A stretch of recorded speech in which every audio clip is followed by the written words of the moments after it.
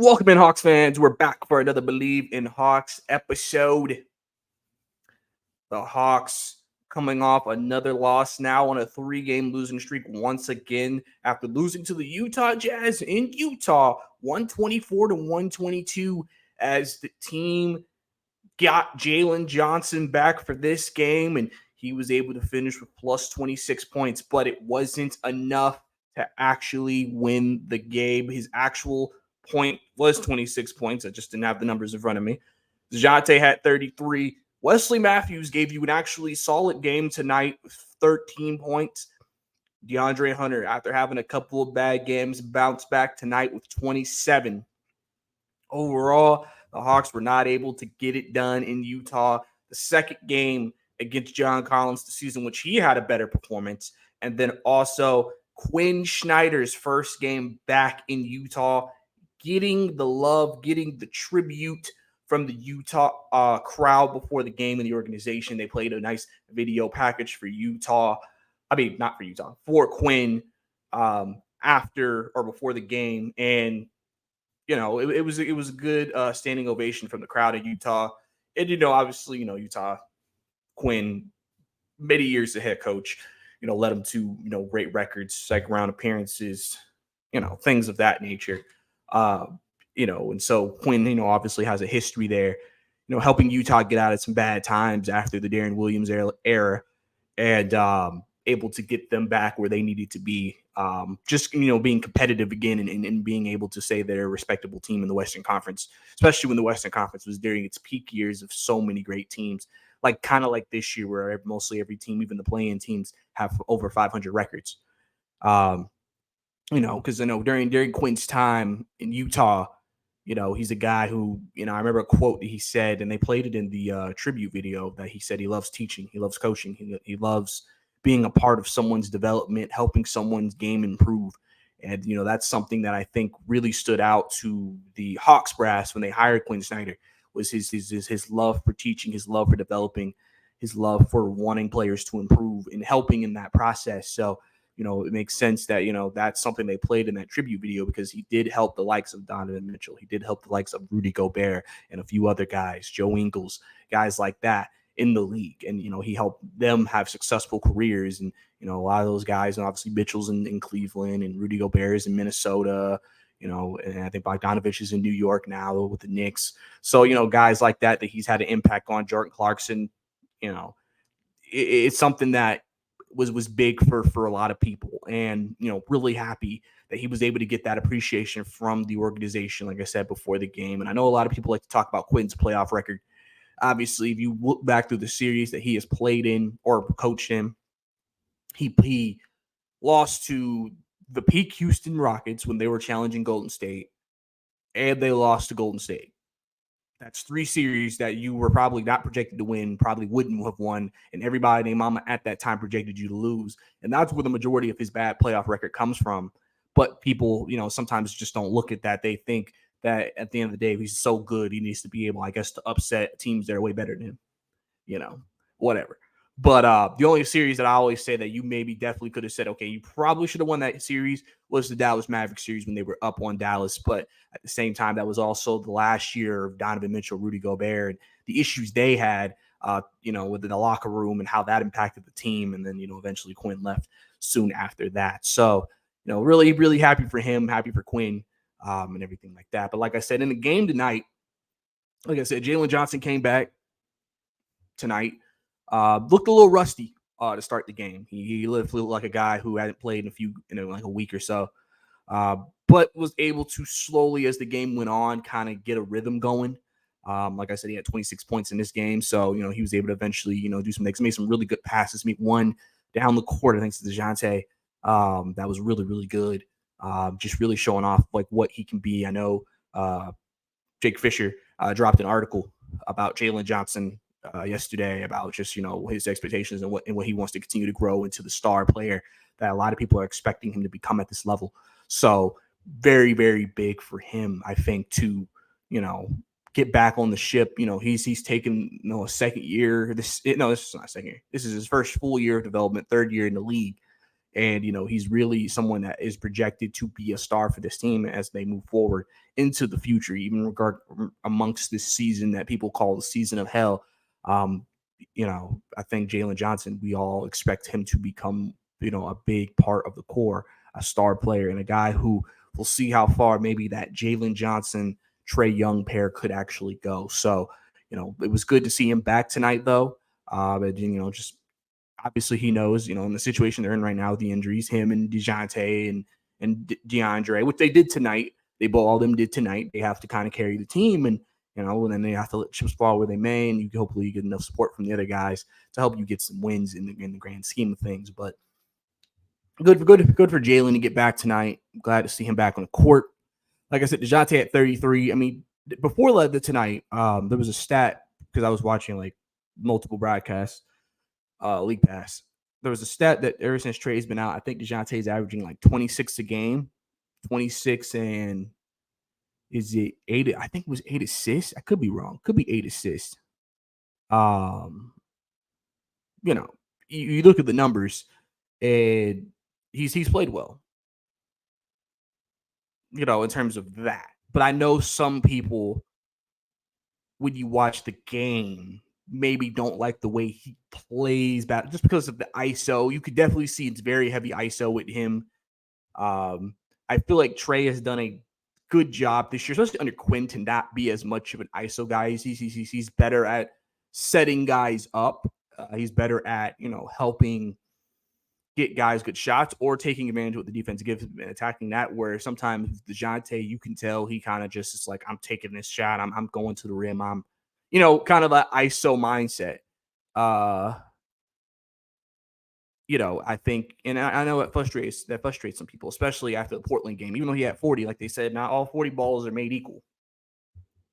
So, he's put up, the numbers have looked great. And I've also said too, he kind of has to do this. It's kind of that situation where someone has to kind of lead the charge offensively and then hope that you have people who can come along with you. And so I think that's what DeJounte has been having to do. That's why I said when Jalen gets back, it can help take some of the offensive load off his shoulders, just because now it's like, all right, he doesn't have to get 40 a night. If he can, that's great. But, Jalen can get you some buckets, and then DeAndre can get you some buckets. So, like I said, tonight, was a prime example of what I meant. But he led the way with 33 in this game. And, he's obviously, like people like to say, he's also maybe trying to fight, get that trade value up. Maybe someone may see him as very valuable and want to bring him in, because he also had the highest plus minus tonight with 6. So you can't really look at this as a game and say DeJounte hurt you that much. Almost had a triple double, had 7 rebounds, 9 assists tonight. So obviously played 39 minutes, in the absence of Trae Young. So do what he had to do tonight. Clint Capella had 10 and 15 tonight.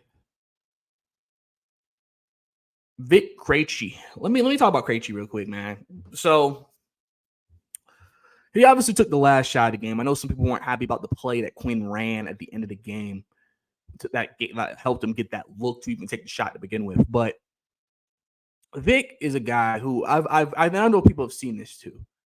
He seems very hesitant to shoot, just extremely hesitant to shoot, and I'm like, why? It feels like Quin has given guys the green light. Obviously play within who you are. Like if you are a guy who can hit a 3 like Trent Forrest, like don't force it. I mean, if it's wide open, like don't be afraid to take it. But obviously, you know your game. Vic can hit 3s, so I'm surprised that he's been so hesitant to take a shot. And then, especially because he took the last shot of the game, it's like, okay. It just like I said this a few episodes ago. I said, he's 6'7", 6'8", can rebound a little bit, can shoot a little bit, can pass a little bit. We've had literally Magic Johnson highlight plays from this man. But at the same time, his stat line is like 3, like he's giving you like 3 points a game or something. And you're just like, I feel like you got to be giving us more than that. Like it feels like he should be able to give us more than that. But he's not. And I'm like, do you not have the green light? Is there something holding you back? What is maybe that reasoning why you haven't been that aggressive offensively? Because that would really help. Now, the game last night was a game where, especially with the closing sequences, probably would have went with a Wesley or Garrison just off the game-to-game basis of that particular game. those two were doing a little bit more for you than Vic was. And Vic had some issues defensively. I know a couple of times he got blew by on drives, from Keontae George and them. So, you know, I understand why Quin still finished with him, just because he is a guy who's like a versatile defender. But at the same time, it's like he also didn't really provide or do much for you. It's almost like, I don't know if, because like, one thing you don't want, especially in those closing sequences, is to feel like you're playing 4-on-5 basketball. So you need everybody to feel like they're a threat on the floor, and they're not afraid to maybe take a shot, take a bucket, and try to go up, take a step up, and just any way they can do or anything they can do to help the team win the game. So it was something that was interesting, I would say, for sure. Uh, want more out of him, clearly. I'm sure everybody else does, but it just was interesting how that sequence went. But then, like I said, DeAndre Hunter played really well last night. I mean, he had a couple of games. He had a couple of rough games. He wasn't shooting the ball well, which happens. And they're not going to shoot well every single game. Last night, bounced back, looked like the DeAndre Hunter that played very well, got to the paint and ones, hitting threes, really showing the development that he's made in his game under Quin Snyder. And really, again, that if we get that DeAndre Hunter that we got during the game consistently, it's hard to sit here and say that you wouldn't want him back on the roster next year. Like I said, if you can get him back and he's okay with staying in that bench role, you just got to upgrade that 3 position, get you a starting 3, and now you got 2 starting caliber 3s coming on your team. Especially with Saddiq Bey out, that plan of Bey starting next year, or whatever the plan was with Bey, I don't know what they would have made a decision on this offseason with him.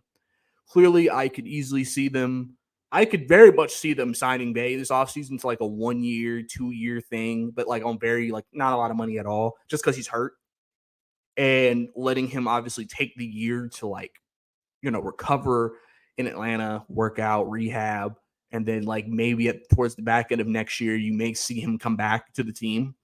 I could definitely see Atlanta doing that now because of this injury. So you definitely need to come into the offseason with the idea of we need to get another 3 in there to play who can start if needed.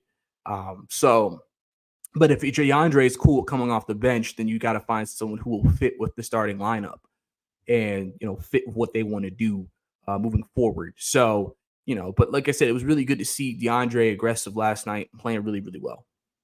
And, we really need to see that from him as he continues his growth, and someone who, you're giving us you're giving us that ability to score, and you're giving us that ability to play well. Coming off the bench, he's basically the bench right now. I mean, that's all you can ask for from a guy like that. That's why I think it would be interesting, because technically the Hawks could be as close to healthy as possible by the time the play-in comes around. And so you might maybe get Trey back. I don't know if you will. You'll probably get Kobe back, probably have O back. Once you get those 2 back, you got Jalen back, DeJounte, Bogey. You're pretty much got your guys back. Bazilon, who's not coming back. Trey seems like he might not come back, but I wouldn't be surprised if they want him to still play in that game. We'll have to see. I know some people have just said Trey's out for the year already, even though that's not happened officially. And they're supposed to reevaluate him pretty soon here in the next week or 2. So we'll know for sure where he is. But you can see that role with him. Like I said, who's going to be the starting 3 if that actually happens. Maybe it is Wesley from this point on. Maybe it's Vic from this point on. Maybe it's whoever from this point on. We'll have to see. So, overall tonight, Hawks shot well from 3 tonight. The 3 ball was not an issue tonight. The issue was the 2 ball. They shot 51% from 3. Hawks made 23-point shots, but they only shot 45% from the field. So that tells you the story of the game. Half of their field goals was 3s. Utah shot 51% from the field tonight. Also, Hawks did miss 7 free throws tonight. That came back to cost them 2.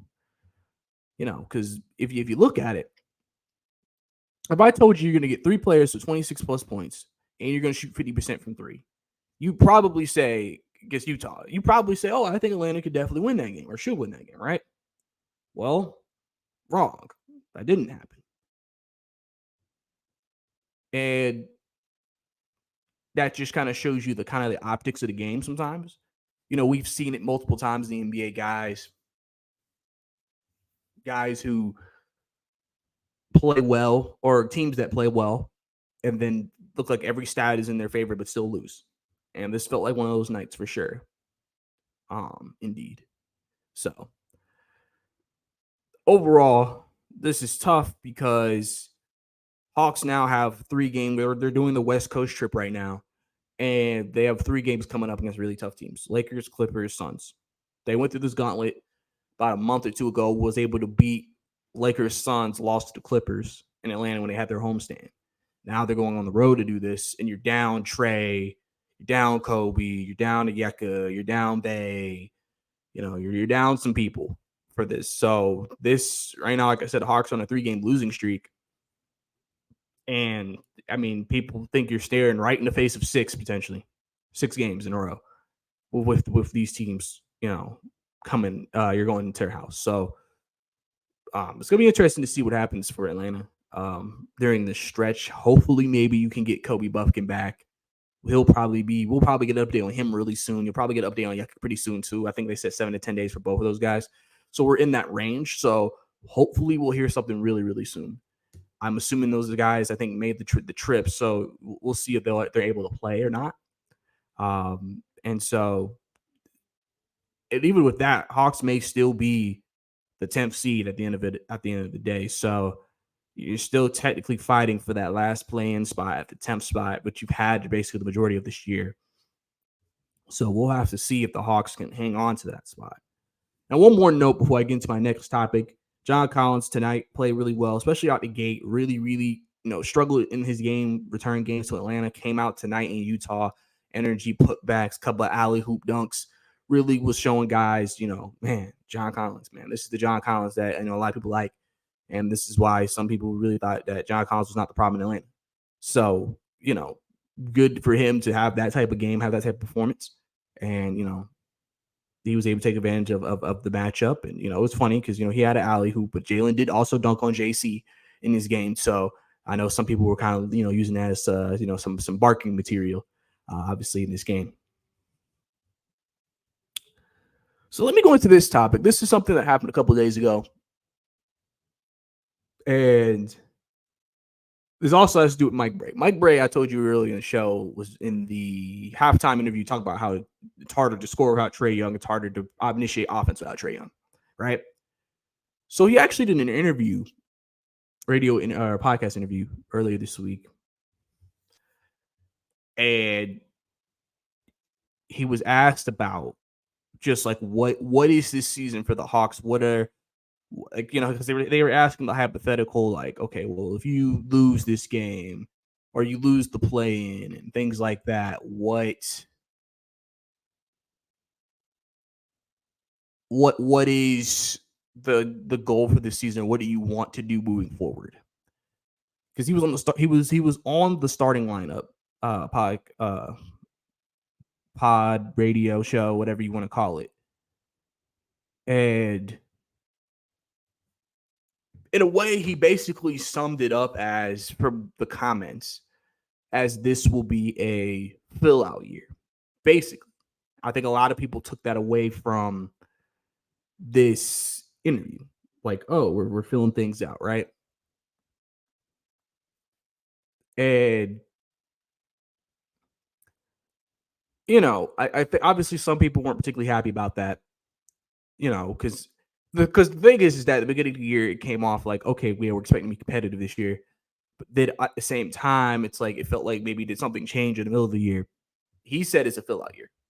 And he openly acknowledged some things. He mentioned, like, hey, we got some young players that we're really excited about. They're playing really, really well in the G League.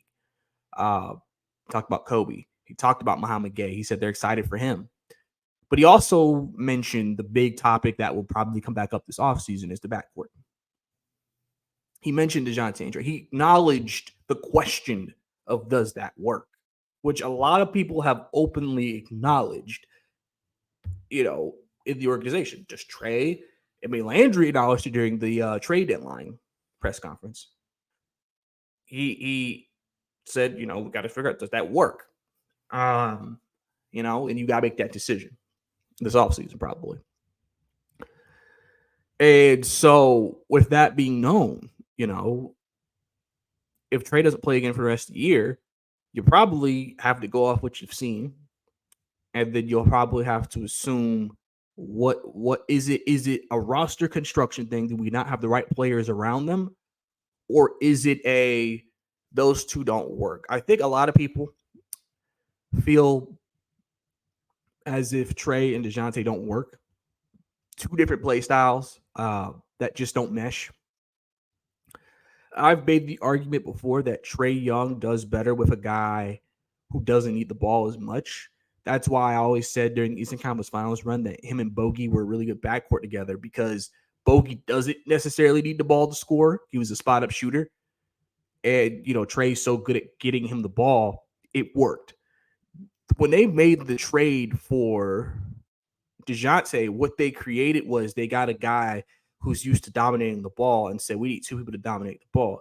And every time you do that with these types of backcourts, you never know how it's going to turn out. Are they going to work together? Are they not going to be able to work together? Some can, some can't. You look at Luka and Kyrie in Dallas, and you're like, oh, that's working. And they're both ball dominant players. But in Atlanta, that may not work the same, And so you have to make that decision. And the fact that Mike Brey acknowledged that, I mean, it's something, like I said, they're going to have to answer during the offseason. Is this something that we want to work? Is this something we need to look into, moving a guy, which you would assume would be DeJounte? Those are the questions usually that you'll ask. But going back to it being a fill out year, I think, the reason why a lot of people are not going to be happy about it is because, we were, when Quin came in last year at the end of the year, people thought, okay, this is a fill out time, which players work, which players don't. We move who we need to move. But then the issue is, and I think coming into this season, is that they were filling them out in terms of just players, not even do they fit in my system, do they fit in my scheme. It was more of just, do they fit in general of what I want to do, or just in general. And they moved JC, right? They moved Jalen up. They said, we got to give Jalen some run. You let him emerge, which they did. And I've said this before. Dre, Jalen, Yeka, and even Bay to a certain extent have all improved under Quin. And so that's not the issue. The issue is that even with that, you're still worse, which is then chalking back up to roster construction. And so with this fill out year, I think a lot of people feel like the answers are clear. I think people feel like DeJounte needs to be moved. I think people feel like Clint needs to be moved. Those are the first two people that you need to most definitely get off your roster. And then you got to replace them with guys that fit what you want to do and still can play and, help. Hawks have an opportunity next year to easily go youth, because you have Kobe, who when you trade DeJounte, Kobe is immediately inserted into the lineup. I don't know if he's a starter or if he's just going to be backup point guard. He's viewed as a combo guard. So I don't know. You have AJ, which we'll figure out what his future is going to be. People feel like he's fell out of favor with Quin Snyder. You have Muhammad Gay, who had the back injury. He's been trying to get himself back. He just got injured again. He has an elbow injury now. So, and that could also be part of him developing his frame and things like that, because he was a very skinny kid coming into the league. So hopefully, you obviously hope that durability won't be an issue for him. But that's a guy that, like I said, Brey said they're excited about. And then obviously Seth Lundy, who's also been dealing with his own injuries. So a lot of the young guys have gotten hurt. And that's why you haven't also seen them being called up to the main NBA roster. So they have directions they can go in next year for sure. But we're going to have to figure that out. It's just, like I said, it's just interesting that he openly acknowledged, like, oh, we have things to figure out. We have things that we need to see about, and then we'll go from there. So we'll have to see what happens with Brey and the coaching staff, and see if the Hawks can figure it out. So, like I said, they have a tough 3-game road trip coming up. Tough 3-game road trip coming up. Well, they're already on the road trip, but next 3 games on the road trip. So we're gonna have to see what they can do, man. We're gonna have to see what the Hawks do. Like I said, tough loss to Utah tonight. 1 possession game, had a shot at the game, couldn't make it. Great job on Jalen Johnson's part to go over to Vic, immediately cheer him up after missing the shot. Shows great leadership from him.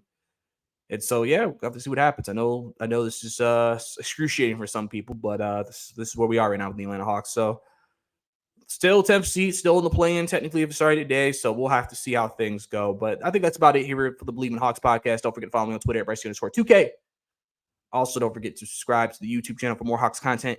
And don't forget to leave a rating review if you're listeners to an audio podcast as well. That's it, guys. It's your boy, Bryce Lewis. We'll see you next time.